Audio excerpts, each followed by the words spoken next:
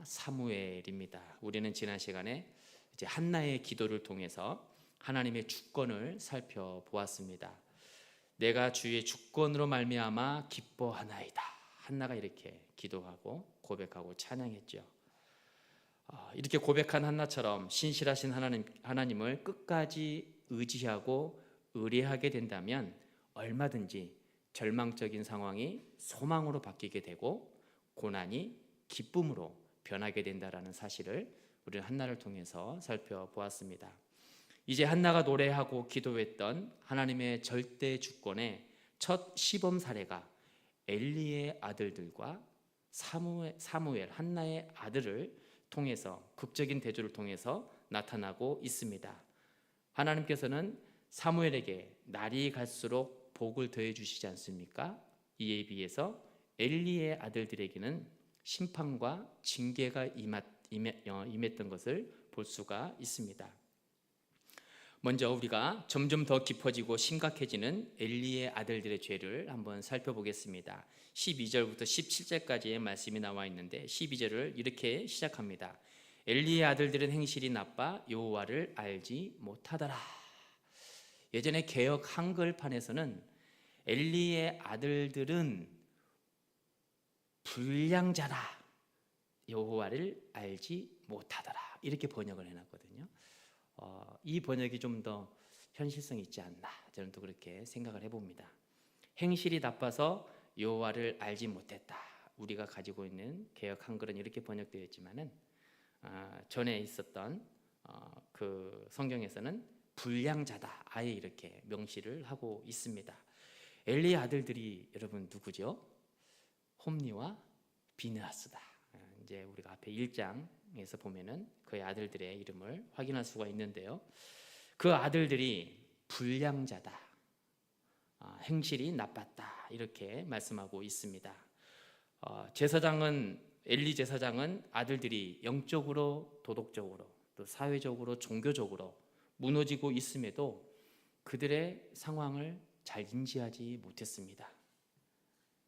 한 가정에서 먹고 자고 지내던 가족이지 않습니까?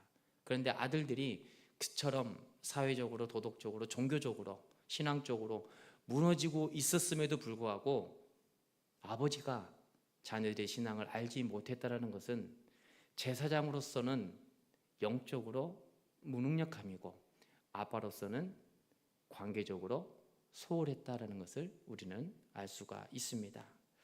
여러분, 엘리와 그의 아들들은 당시 최고의 귀족층에 속하는 엘리트 가문이에요. 평범한 가문이 아닙니다. 그런 그들이 불량자들이다 이렇게 성경은 증거하고 있어요. 이러한 사실로 인해 우리가 알 수 있는 것은 좋은 가문과 사회적 지위가 결코 정결함과 순결함을 대신할 수 없다는 사실이에요. 우리는 믿음의 명문 가문을 가끔씩 자랑할 때가 있지 않습니까? 저희 집은 3대째입니다. 4대째입니다. 저희 집도 보니까는 4대째인 것 같아요. 그런데 명문 가문이 3대, 4대가 중요한 게 아니죠. 하나님 앞에 거룩함으로 살아가고 있는가? 순결함을, 정결함을 지니고 있는가? 예배자로서의 그 삶을 잘 살아가고 있는가? 이게 중요한 것이죠. 신앙생활 30년 했습니다. 물론 굉장히 존귀한 일입니다. 귀한 일이에요. 오랫동안 주일 성수를 빠뜨리지 않고 신앙생활을 잘 했다는 것 그거 하나만 보더라도 믿음이 참으로 대단한 것을 우리는 알 수 있습니다. 그러나 그게 보여지는 게 전부가 아니라는 거예요. 보이지 않는 우리의 믿음, 그렇죠. 예배자의 모습, 이 모습이 더 중요하다라는 것입니다. 성경은 엘리의 아들들이 불량자 같은 삶을 살아가는 근본적인 이유와 원인을 12절 하반절에 이렇게 말씀하지 않습니까? 여호와를 알지 못하였더라. 왜 이런 일이 발생했을까요? 제사장 가문이라면 하나님을 알지 못했다라는 말이 성립이 안 되는 거예요. 제사장 가문으로서 늘 하나님께 제사하고 예배하는 그 믿음의 가문이 여호와를 알지 못해서 이와 같이 불량자와 같은 생활을 악한 일을 했다더라. 이 말이 성립이 안 되는 것이죠. 하나님을 모를 리가 없었을 것입니다. 그럼에도 오늘 성경은 엘리의 아들들을 가리켜서 여호와를 알지 못했다라고 증거하고 있습니다. 이들이 하나님을 알지 못했다라는 것은 인격적인 친밀함, 하나님과의 만남, 경험, 첫사랑 이런 게 없었다라는 거예요. 그저 홈리와 비느하스는 주일이니까 가서 예배드리고 종교 생활을 했다라는 겁니다. 종교 생활을 하면 하나님을 모를 수 있어요. 예배당 문턱만 왔다 갔다 하면 하나님을 잘 알 수가 없는 것입니다. 제사장 가문이기에 하나님의 존재는 알고 있을지라도 하나님을 만났던 경험이 없었던 것입니다. 여러분 바라옵기는 하나님을 만나는 그 경험이 매일매일의 일상에서 넘쳐나기를 축복합니다. 우리 자녀들이 교회 다니는 것으로 만족해서는 안 되는 거예요. 교회 다니는 것 자체만으로도 말씀의 자리를 들을 수 있는 그 기회만으로도 충분한 굉장히 중요한 신앙의 모습이지만 그러나 안심해서는 안 된다는 거예요. 거기에서 만족해서는 안 된다는 거예요. 하나님을 만나는 것, 세상의 지식이 우선이 아니라 여호와를 힘써 알자, 여호와를 아는 지식이 중요하다라고 성경은 말씀하고 있는 것입니다. 하나님을 인격적으로 만나고 힘써 하나님을 알아가는 자녀들이 될 수 있도록 우리는 늘 그들의 신앙을 위해서 중보하며 기도해야 하는 것입니다. 이제 13절, 14절, 15절, 16절을 보면 여호와를 알지 못하는 엘리 제사장의 아들들의 악행이 담겨 있습니다. 본문의 말씀 13절과 14절 말씀 우리가 같이 한번 읽어보도록 하겠습니다.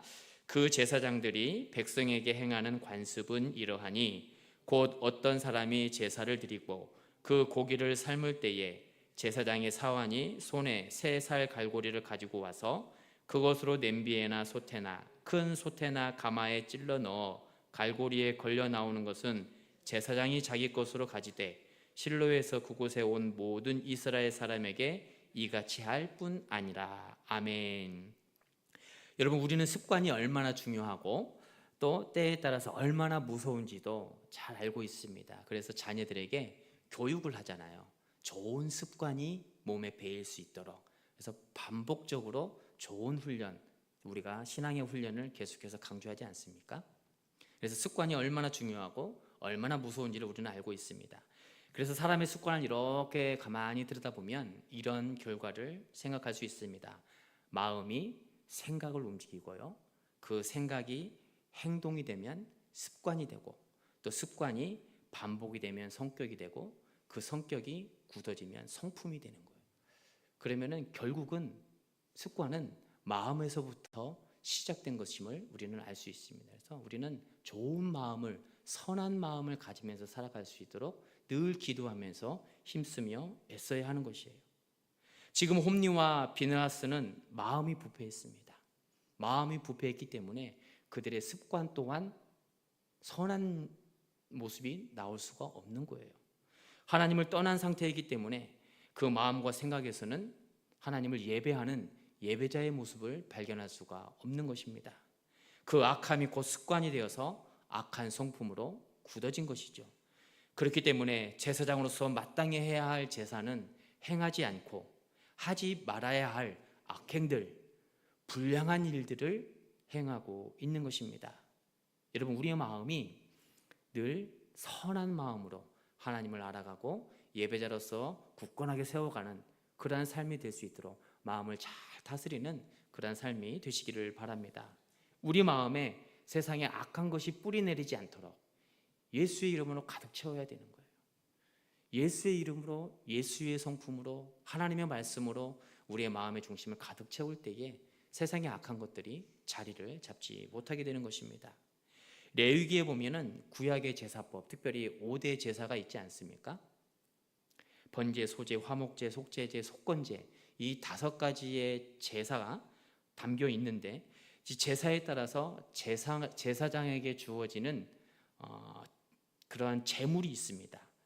번제는 불에 다 태워서 드리는 제사지 않습니까? 짐승을 다 태워서 드리기 때문에 살이 남아있질 않아요. 그래서 제사장에게 돌아가는 것은 가죽밖에 없습니다. 그리고 속죄제는 제사장이 범죄했을 때 또는 회중이 범죄했을 때를 제외하고는 그 고기가 모두 제사장에게 돌아갔습니다. 속건제 제물의 고기도 제사장의 몫이었고요. 화목제에서는 요제는 이렇게 흔들어서 드리는 것이 않습니까? 요제로 드리는 가슴과 또 거제로 드리는 오른쪽 뒷다리만 제사장에게 돌아간 것을 성경은 말씀하고 있습니다. 이렇듯 다양한 제사 가운데에 제사장이 취할 수 있는 것이 있고 취할 수 없는 것이 있다는 거예요. 그런데 오늘 제사장의 가문인 홈리와 비느하스는 어떻습니까? 그 모든 질서를 다 무너뜨립니다. 다 무너뜨리고 본인들이 다 취하고 있어요. 하나님과 백성들 사이에서 제사장으로서 중재해야 되는 사명을 제대로 감당하지 못하고 있는 것입니다. 제사를 통해서 자신의 욕심을 채우고 있었음을 확인할 수가 있는 것입니다. 더 큰 문제는 15절의 말씀이에요. 15절 말씀을 또 우리가 한번 같이 읽도록 하겠습니다. 기름을 태우기 전에도 제사장의 사환이 와서 제사 드리는 사람에게 이르기를 제사장에게 구워드릴 고기를 내라. 그가 내게 삶은 고기를 원하지 아니하고 날 것을 원하신다 하다가 아멘. 14절의 악한 모습들, 악한 죄는 그나마 제사를 드리고 난 후의 모습들이에요. 그렇죠? 그러나 15절은 기름을 태우기도 전에, 하나님께 예배하기도 전에 제물에 손을 댄 것입니다. 제사 드리기도 전에 하나님께 드려야 할 것들을 취했다라는 거예요.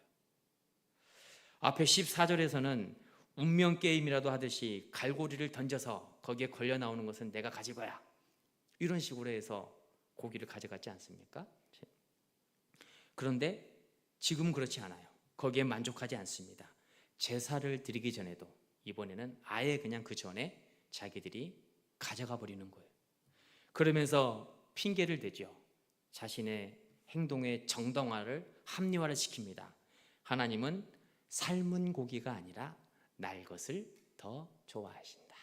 말도 안 되는 일을 버려놓고 그 모습에 합리화를 시키고 있는 것입니다.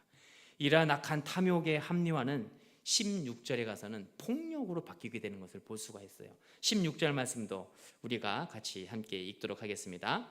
그 사람이 이르기를 반드시 먼저 기름을 태운 후에 내 마음에 원하는 대로 가지라 하면 그가 말하기를 아니라 지금 내게 내라. 그렇지 아니하면 내가 억지로 빼앗으리라 하였으니. 아멘.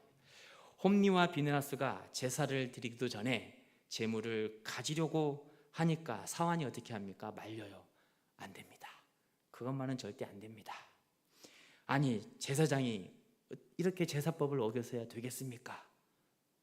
정 그러면 제사를 다 드리고 난 후에 취하십시오. 그때 드리겠습니다.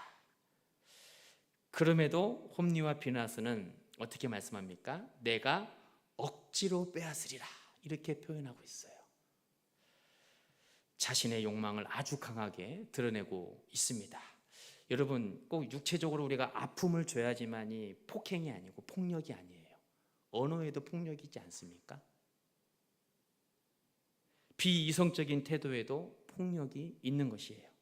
지금 홈리와 비느하스의 행동이 얼마나 폭력적인지 모릅니다. 하나님을 경외하는 경외심과 자신들이 제사장이다라는 사실을 잊은 채 탐욕에 물들어서 탐욕이 노예가 돼서 살아가고 있어요. 그러면서 주변에 있는 사람을 폭력으로 행합니다. 질서를 다 깨트리고 있어요. 어떻게 이렇게 제사장의 가문에서 이 놀라운 말도 안 되는 일들이 벌어질 수 있습니까? 하나님을 알지 못했기 때문에. 여러분, 우리 기독교의 핵심은 사랑이고 기독교는 경험의 종교입니다. 묵상의 종교가 아니에요. 하나님을 만나야지 돼요. 그 만남이 자주 있으면 있을수록 반복될수록 우리의 신앙은 더욱더 단단해집니다. 자주 없다 하더라도 그래도 우리 인생 가운데에 신앙생활하면서 하나님을 만났던, 예수를 만났던 첫사랑의 경험은 있어야 되지 않겠습니까? 그 첫사랑의 경험 없이 우리가 흐릿하게 신앙생활하면 삶도 신앙도 믿음도 약해질 수밖에 없는 거예요. 신앙생활하면서 하나님의 사랑을 경험하지 못한다면 하나님을 제대로 아는 것이 아닐 것입니다. 그저 종교생활에 머무를 수 있는 확률이 많아진다는 거예요. 그 어떠한 지식보다도 하나님을 아는 지식이 우선돼야 됨을 우리는 늘 기억해야 하는 것입니다. 성경은 여기에서 멈추질 않고 17절을 통해 이들이 여호와를 알지 못했던 구체적인 이유를 17절을 통해서 이렇게 말씀하는데요. 제가 봉독해 드립니다. 이 소년들의 죄가 여호와 앞에 심히 크면 그들이 여호와의 제사를 멸시함이었더라. 구약의 제사는 오늘날로 말씀드리면 예배지 않습니까? 예배를 멸시했다 이렇게 말씀하고 있어요. 예배를 멸시하거나 업신여기거나 하찮게 여기면 하나님을 만날 수가 없습니다. 예배 시간을 통해서 우리가 하나님께서 주시는 말씀을 우리 마음판에 새기고 그 말씀을 가지고 세상으로 나가는 거예요. 세상으로. 그래서 빛과 소금의 역할을 감당해야 되는 것입니다. 예배를 통해서 우리는 연약한 피조물임을 깨닫고 창조주이신 하나님, 전능하신 전지하신 하나님 앞에 무릎을 꿇는 거예요. 그것을 우리는 프로스퀘네오라고 합니다. 경배하다라는 뜻이에요. 하나님 앞에 무릎을 꿇고 하나님을 바라보고 경배하고 예배하는 것, 이 시간밖에 없는 거예요. 예배를 통해 하나님을 알아가야 되는데 그 예배를 업신여기고 하찮게 여긴다면 그 인생은 교만한 인생이 될 수밖에 없습니다. 나는 하나님 없이도 살 수 있어요. 내게 지금 있는 재산을 가지고 인간의 경험을 가지고 지식을 가지고 살아갈 수 있습니다. 하나님은 필요 없습니다. 이런 교만한 인생이 될 수밖에 없는 것입니다. 자신이 하나님의 자리에 앉아서 통치자의 역할을 하는 거예요. 여러분, 우리는 예배를 소중히 여겨야 되는 하나님께 예배하는 예배자들이에요. 우리를 지으신 목적을 말씀하고 있지 않습니까? 이 백성은 나를 위하여 지었나니 나를 찬송하게 하려 함이라.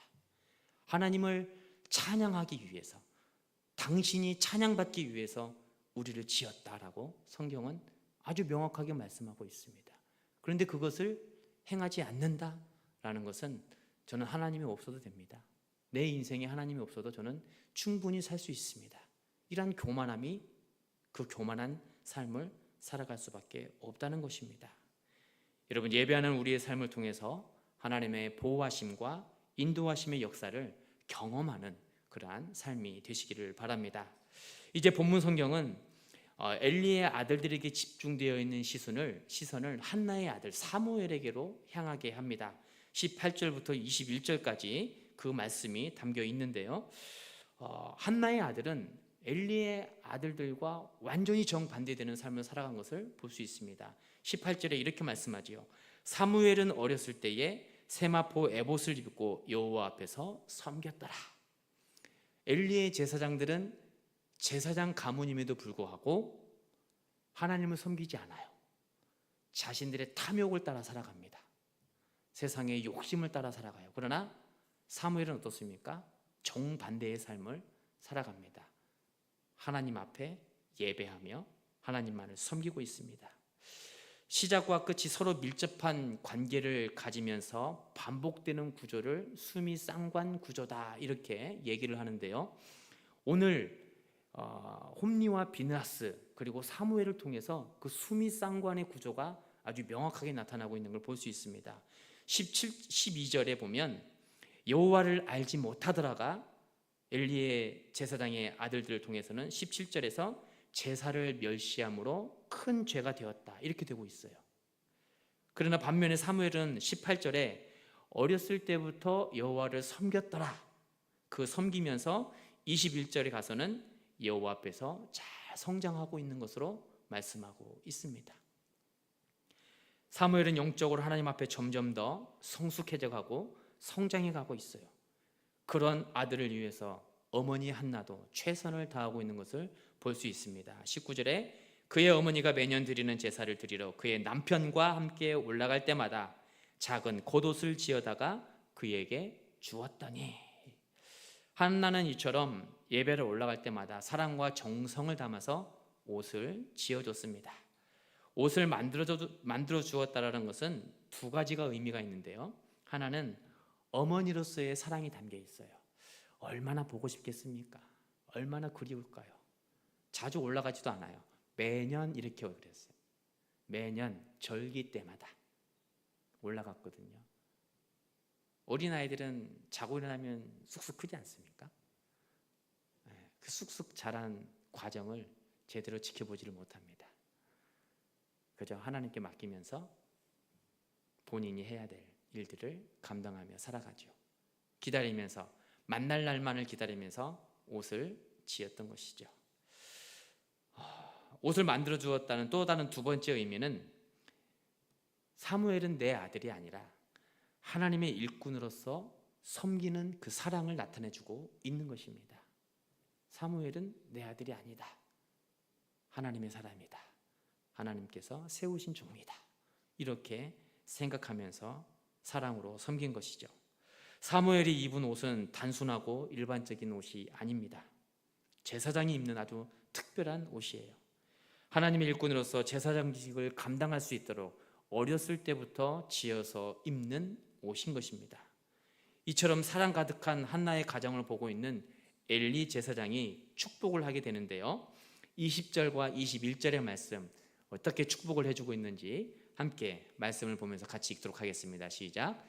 엘리가 엘가나와 그의 아내에게 축복하여 이르되 여호와께서 이 여인으로 말미암아 내게 다른 후사를 주사 이가 여호와께 간구하여 얻어 바친 아들을 대신하게 하시기를 원하노라 하였더니 그들이 자기 집으로 돌아가매 여호와께서 한나를 돌보시사 그로 하여금 임신하여 세 아들과 두 딸을 낳게 하셨고 아이 사무엘은 여호와 앞에서 자라니라. 아멘. 엘리가 영적으로 무뎌지고 제사장적인 그러한 역할을 제대로 감당하지 못했지만 그럼에도 불구하고 하나님께서는 엘리 제사장을 통해서 일하고 계신 것을 볼 수 있습니다. 이후에 이제 우리가 다음 주에 보겠지만은 3장의 말씀을 가면 엘리 제사장을 통해서 하나님께서 일을 하세요. 사무엘이 자다가 하나님의 음성을 듣지 않습니까? 그래서 막 제사장에게 달려가요. 난 너 부른 적이 없어. 이렇게 3번이나 왔다 갔다 하는데도 그때 이제 엘리 제사장이 이것은 하나님께서 부르시는 거구나 하면서 하나님께서 엘리 제사장을 통해 우리가 앞에서 살펴본 그 무능력하고 제사장으로서의 사명을 제대로 감당하지 못했지만 그럼에도 불구하고 하나님은 제사장을 들어서 사용하셨다라는 것을 볼 수가 있는 것입니다. 여러분 어떻습니까? 두 가정의 스토리, 한나의 가정과 엘리 제사장의 가정의 스토리 우리가 살펴보았습니다. 하나님을 중심으로 비슷한 내용인 것 같지만 전혀 다른 결과를 확인할 수가 있습니다. 엘리의 아들들은 하나님 앞에서 악을 행하지만 사무엘은 하나님 앞에서 성숙해가고 성장해가는 것을 볼 수 있어요. 엘리의 아들들이 악을 행함으로 주변 사람들이 어려움을 겪지만 사무엘은 하나님 앞에 성숙해갈 때 그 가정이 복을 받게 되었다라고 성경은 말씀하고 있습니다. 이러한 상황을 통해서 우리는 내가 지금 신앙생활하고 있는 이 개인의 신앙생활이 얼마나 소중한지를 우리는 깨닫고 기억해야 된다는 사실입니다. 내가 신앙생활 잘하면은요 내 주변에 있는 사람이 복을 받는 거예요.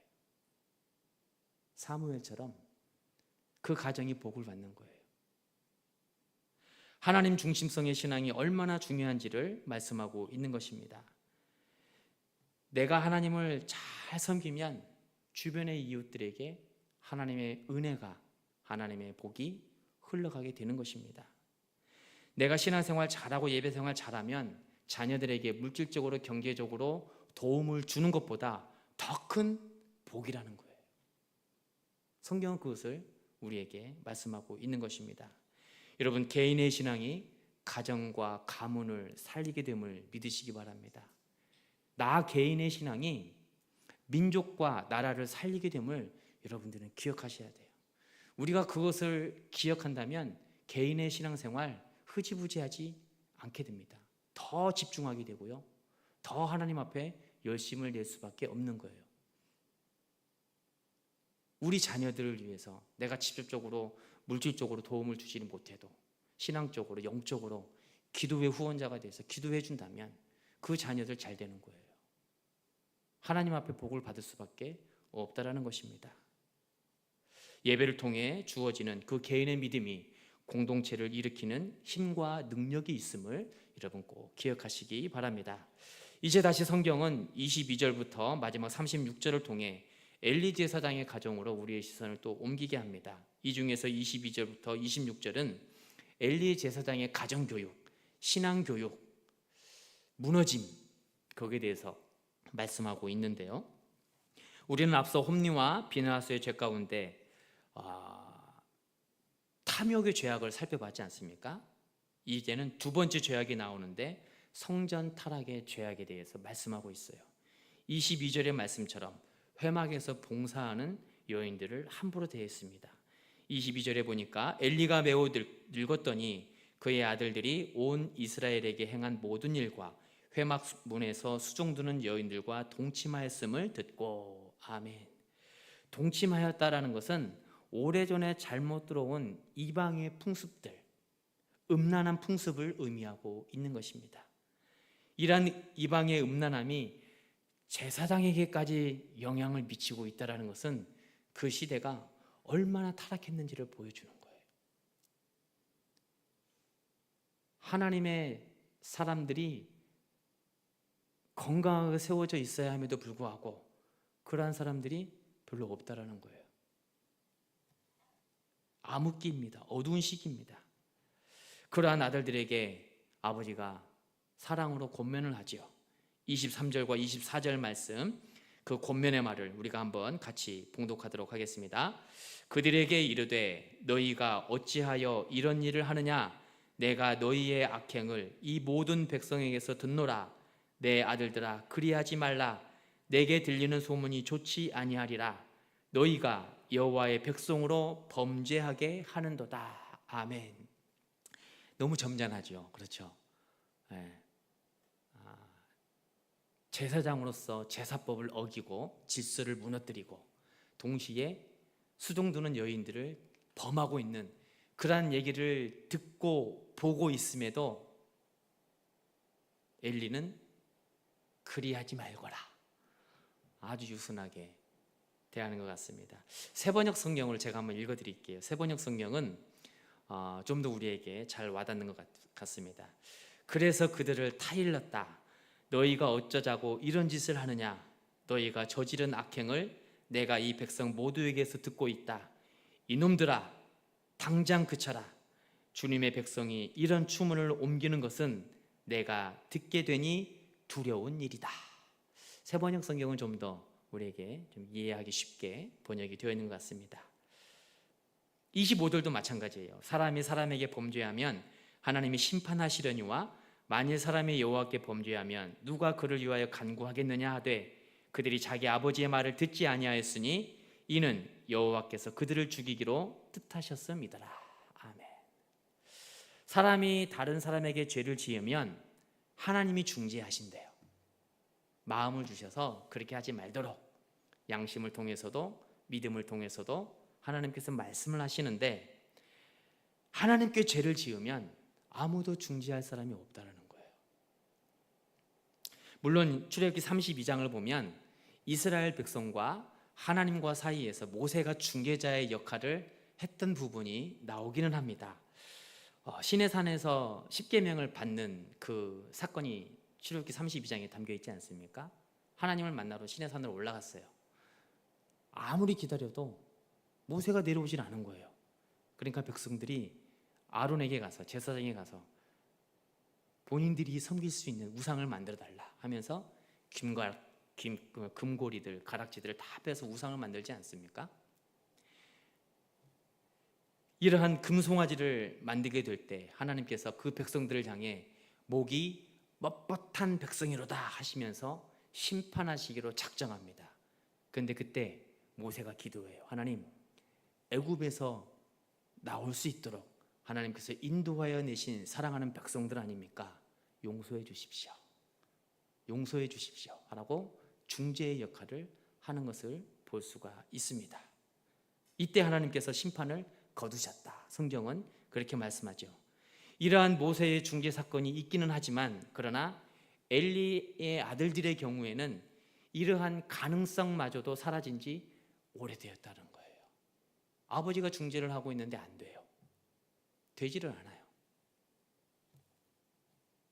회개의 자리로 나아가지 못합니다. 결국 하나님께서는 25절 하반절처럼 홈리와 비느하스를 심판하시기로 작정하시죠. 여호와께서 그들을 죽이기로 뜻하셨음이더라. 여러분, 회개 어떻게 보면 우리의 힘으로, 우리의 능력으로, 우리의 믿음으로 하는 것 같지만 결과적으로 보면 회개도 하나님께서 은혜 주실 때에 할 수 있는 영역이에요. 처음은 우리 의지적으로 지정의를 통해서 우리가 하나님을 예배하며 하나님을 섬기지 않습니까? 기도하는 것도 마찬가지고 회개하는 것도 마찬가지예요. 의지적으로도 우리가 처음은 회개를 하며 나아갈 수가 있습니다. 그런데 어느 순간부터는 하나님의 영역으로 전환된다라는 거예요. 홈리와 비느하스처럼 되면 설령 인간이 회개할 의지를 갖는다 할지라도 하나님이 허락하실 때 회개할 수가 있다라는 것입니다. 하나님의 심판은 이때부터 시작이 되는 거예요. 죄인의 마음이 굳어져서 회개의 필요성을 느끼지 못할 때 하나님께서는 심판하시기로 작정을 하십니다. 누구처럼요? 홈리와 비느하스처럼. 그리고 더 중요한 사실은 회개하고 싶어도 회개하지 못하는 것은 이미 하나님의 심판이 임했다라는 증거일 수도 있어요. 회개 기도를 막 하려고 해도 하나님께 회개 기도가 나오지 않는다라고 하면 빨리 그 삶을 되돌아봐야 됩니다. 하나님께 기도하지도 않고 신앙생활, 예배생활, 말씀생활 잘 하지도 않는데 우리 가정이 평안하다, 내 인생이 평안하다, 여러분 그 복이 아니에요. 신앙생활 잘 하지 못하는데 내 인생이 잘 되고 자녀들이 잘 된다, 우리는 거기에 대해서 경각심을 가지고 서둘러서 말씀의 자리로 돌아와서 무엇이 잘못됐는지를 점검해 봐야 됩니다. 기도하지 않는데도 잘 된다는 것은 하나님께서 방치할 수도 있는 것이에요. 하나님께서 그 가정 주목하시지 않는다는 거예요. 폭풍 전의 고요함이라는 말을 우리는 알지 않습니까? 조용하고 잠잠한 거, 평안한 게 아니거든요. 언제 폭풍이 닥쳐도 닥칠 수 있는 상황이라는 거예요. 홈리와 비느하스처럼 우리의 삶이 무너지지 않도록 우리는 회개할 수 있을 때에, 하나님의 은혜 주시는 대로 회개할 수 있을 때에 힘써서 회개하는 그러한 신앙이 중요하다라는 것을 성경은 말씀하고 있는 것입니다. 여러분, 회개는 죄인에게 주어지는 하나님의 절대 주권이에요. 그것을 우리가 인정해야 됩니다. 그렇기 때문에 우리는 회개한다 그러면 감사해야 되는 거예요. 하나님, 저에게 회개의 영을 부어주시니 감사합니다. 회개할 수 있도록 기회를 주시고 은혜를 주시니 감사합니다. 회개할 수 있는 은혜를 주심에 감사하는 거예요. 새벽이든 예배, 수요 예배든 주일 예배든 언제든 기도할 때에 회개 기도를 올려드릴 수 있는 그 큰 은혜를 우리가 더욱더 추구하고 바라보면서 하나님 앞에 나아가야 되는 것입니다. 오늘 엘리 제사장의 두 아들을 한번 생각해 보시기 바랍니다. 이들에게 이미 심판이 임해서 회개하고 싶어도 하지 못한 것이에요. 회개를 하지 못하고 계속 악행이 반복되자 하나님께서 특단의 조치를 내리십니다. 우리가 말씀을 다 끝까지 읽지는 않았지만 27절부터 보면 엘리 제사장에게 이렇게 말씀을 하시거든요. 이스라엘의 모든 지파 중에 너희를 택하여서 내가 제사장으로 삼지 않았느냐. 27절부터 36절까지의 내용입니다. 이스라엘 자손이 드리는 모든 화제를 너에게 다 주지 않았느냐. 그런데 너는 어찌하여 이와 같은 일을 하며 아들들을 중히 여기지 않고 손 놓고 지켜만 받느냐. 그러면서 30절에 이렇게 말씀하십니다. 30절 마지막에 나를 존중히 여기는 자를 내가 존중히 여기고 나를 멸시하는 자를 내가 경멸하리라. 그리고 34절에 내 두 아들 홈리와 비느하스가 한 날에 죽으리니 그 둘이 당할 그 일이 네게 표징이 되리라. 심판의 말씀이에요. 결국 홈리와 비느하스는 가정과 가문을 망칠 뿐만 아니라 자신들의 인생 또한 망쳤습니다. 여러분, 우리도 마찬가지입니다. 성도로서의 정체성, 주님의 제자로서 나는 예배자다, 이 정체성을 잃어버리고 예배를 소홀히 하게 된다면 엘리 제사장의 집과 같이 위험이 찾아올 수 있는 거예요. 오늘 본문 성경은 저와 여러분을 향해서 사무엘과 홈리와 비느하스를 대조하면서 보여주었습니다. 같은 곳에 있어요. 전혀 다른 곳에 있는 사람들이 아니에요. 똑같이 다 성전에 머물면서 사무엘이든 홈리와 비느하스든 똑같이 성전에 머물러 있었지만 누군가는 복이 되었고 누군가는 심판이, 징계가 임했다라는 것입니다.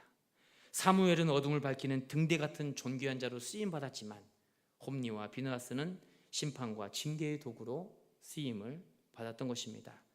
여러분, 우리도 마찬가지입니다.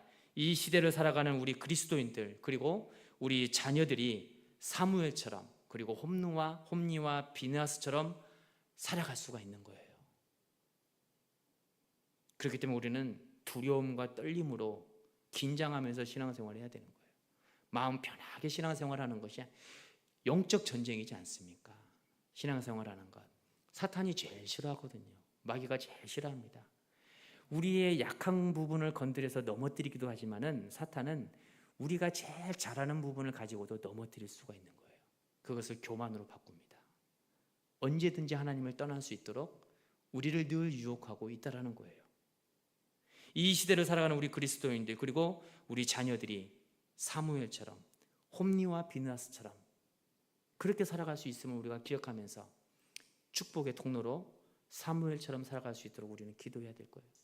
뿐만 아니라 부모된 우리가, 먼저 믿는 어른된 우리가 엘리 제사장과 같은 삶을 살아가지 않도록 우리는 또 깨어서 기도해야 할 것입니다.